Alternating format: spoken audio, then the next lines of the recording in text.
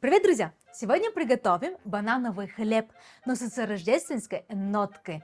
Если вы любите вот такие праздничные рецепты, то обязательно его приготовьте.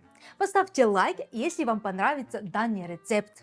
А мы не теряем больше времени, как всегда следите за руками и поехали!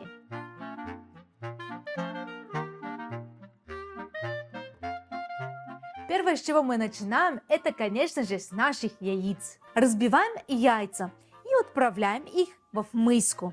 Затем добавляем белый сахар, добавляем щепоточку соли. Это для баланса вкуса. Начинаем взбивать. Сначала на низкой скорости миксера, затем на высокой.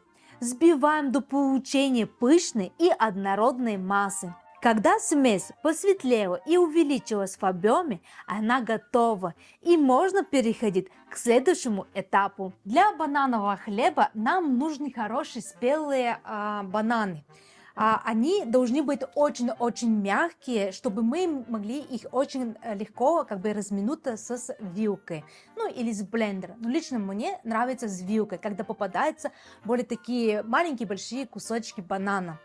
Банан, который зеленый, к сожалению, не подойдет к нашему рецепту, потому что просто не получится вкусно. Когда мы получили вот такое, скажем, более грубое банановое пюре, мы добавляем в нашу миску. И с помощью нашего миксера на очень мелкую скорость просто это размешиваем.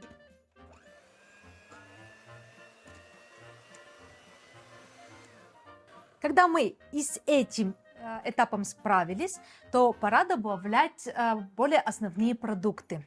Здесь у меня просеянная мука, какао и разрыхлитель. Мы их добавляем в нашу яичную банановую смесь. И для более такой, знаете, типа новогодний настрой, здесь у меня мускатный орех и корица. Добавляем все, ребята, по вкусу. Если вы любите больше корицы, можете больше добавить. Если любите тонкая нотка, то можете тонкую. И если вы любители ароматного алкоголя и ароматной выпечки, то можете добавить чуть-чуть ромовой эссенции. Но это тоже по желанию. Я ее не добавляю. И сейчас нам все это нужно перемешать до однородности. В готовую смесь сначала добавляем растительное масло. Я использую оливковое. Затем добавляем сливочное масло комнатной температуры. Все хорошо перемешиваем, пока растительное и сливочное масло полностью не соединятся с нашей смесью. Практически мы на финише вместе с вами. Теперь нам осталось в готовую смесь добавить орех. Любые, которые вам нравятся. Я добавляю греческий орех, потому что он мне, точнее, выпечка с греческим орехом, с корицей больше ассоциируется, к новогодних праздникам. Поэтому я выбрала, собственно, его. И с помощью лопатки нам нужно этого все вмешать внутри в нашу смесь. Когда мы вмешаем, нам нужно его, точнее смесь, уже отправить в нашу будущую форму, там, где он будет выпекаться. Я сделала французскую рубашку.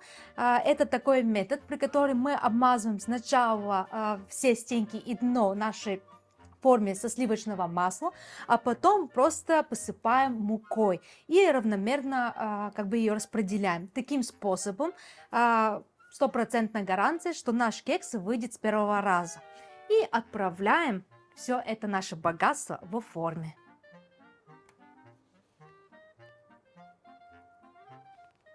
И теперь нам осталось его запечь. Отправляем в духовку при 180 градусов где-то на минуты 40-50.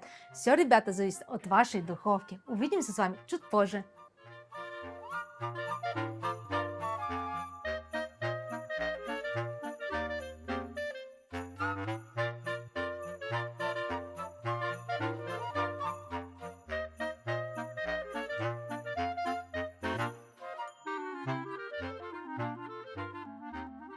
Наконец-то наш банановый хлеб или кейк уже готов. И он очень ароматный. Он слегка влажненький. Это очень важно, чтобы вы его не пересушили. И теперь по традиции мы его и попробуем. Но я уверена, он получился просто невероятным. Маленький кусочек. М, Ребята, это превосходно. Поэтому, если вы любите бананы, рождественская выпечка, обязательно попробуйте его сделать дома. Если вам понравился сегодняшний рецепт, ставьте лайки, подпишитесь на наш канал и до новых вкусных встреч, ребят. Пока!